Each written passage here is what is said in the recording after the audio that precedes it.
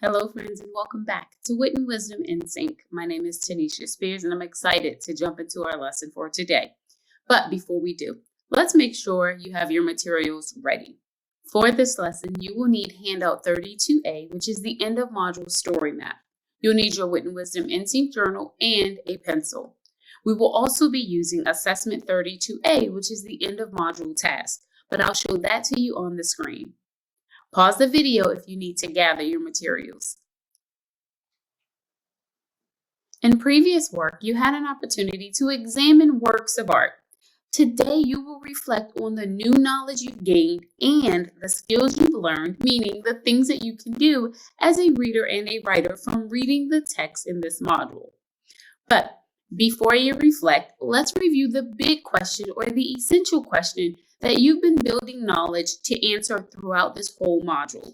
And that question is, how do people respond to the powerful force of the wind? Now, the question that will frame our learning for today is, how do all Module 3 texts build my knowledge?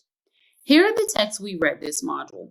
Brave Irene, Feel the Wind, Gilberto and the Wind, Owl at Home, and The Boy Who Harnessed the Wind. Which texts help you discover the most information about the powerful force of the wind? Point to it, but remember to point gently. Did you point? Okay, now you're going to take some time to think about the information and the skills that you've learned in Module 3. Now you're going to take some time to think about the information and the skills that you've learned in Module 3. You've seen this chart before.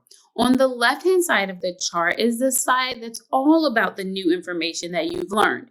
And on the right-hand side is where you'll list the skills or the things that you can do as a reader or writer.